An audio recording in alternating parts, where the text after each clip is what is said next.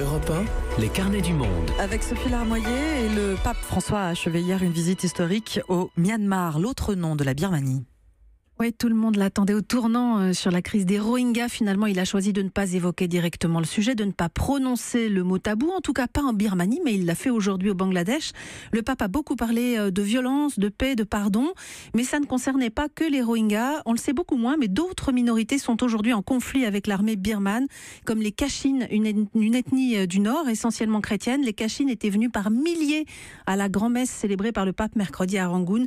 Ces mots leur ont donné espoir. Carole Izou est allée à leur rencontre. Ils sont près de 200 000 à l'attendre, fébriles. Il n'est que 8 heures du matin, mais il fait déjà très chaud sur ce grand terrain de sport au cœur de Rangoon. Dans la foule, certains portent des costumes noirs et rouges ornés de pièces métalliques. Ce sont les Kachin, une ethnie minoritaire du nord du pays, à la frontière chinoise. Pour beaucoup, ils ont fait plusieurs jours de voyage à pied, en bus, en train, pour venir jusqu'ici. Je suis si émue, c'est difficile de parler. Pour moi, c'est une occasion unique. Je n'aurais jamais pensé que je verrais le pape un jour dans ma vie. Pour moi, c'est comme de voir Jésus. Soudain, il arrive, monté sur sa papamobile. Quelques tours de piste et la messe commence. Le pontife parle surtout de paix et d'apaisement. Je sais que beaucoup d'entre vous portent les blessures visibles et invisibles de la violence. Mais la vengeance n'est pas la voie du Christ. Des paroles qui vont droit au cœur des Kachin, dont la région est en proie à un conflit violent depuis 2011. Leur armée est rebelle, la KIA, tient tête à l'armée birmane et contrôle une bonne partie du territoire. Une guerre civile qui a déjà fait des milliers de morts et plus de 120 000 réfugiés.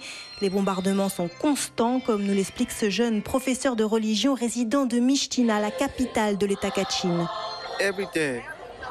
Il y a encore des bombardements tous les jours. Maintenant, lorsqu'un objet tombe par terre, on sursaute, on pense que ça peut être une bombe. Et là, on appelle les enfants, on leur dit de venir et on se jette tous par terre. C'est ça notre réalité. La défense de la religion chrétienne fait partie des revendications affichées des combattants. Résultat, les églises sont souvent prises pour cible. On estime qu'une 60aine d'églises ont été bombardées. Les prêtres sont parfois accusés de cacher des armes ou des terroristes. Les soldats disent que nous sommes des espions pour le compte des groupes rebelles. Les prêtres, les religieuses et nous, les catéchistes, nous n'avons pas le droit de nous déplacer et de nous exprimer librement. Il y a des checkpoints partout, les soldats ne nous laissent pas passer, nous devons faire face à beaucoup d'obstacles. Pour l'instant, le processus de paix dans la région en est au point mort. Mais cette visite papale leur donne espoir, non pas qu'ils comptent sur une intervention diplomatique, mais surtout parce que l'énorme couverture médiatique de cette venue leur donne l'occasion de s'exprimer, de s'adresser au reste de la population du Myanmar, bouddhiste à près de 90%.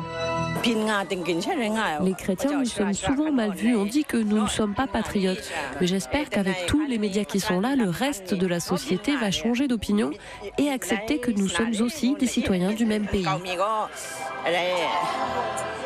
Aung San Suu Kyi a fait du processus de paix avec les ethnies minoritaires une mesure phare de son programme. Une réussite dans ce domaine serait une victoire majeure en vue des élections de 2020. Rangoon, Carole Izou, Europe 1. Retour dans le studio d'Europe 1 et on est en ligne avec Carole Izou. Bonsoir Carole. Bonsoir Sophie. Alors on a parlé des Kachin à l'instant, qui est certainement l'un des conflits régionaux les plus violents à l'heure actuelle dans le pays, mais l'armée birmane affronte régulièrement d'autres groupes armés. Finalement, cette question des ethnies minoritaires, c'est l'éternelle épine dans le pied du pouvoir central birman.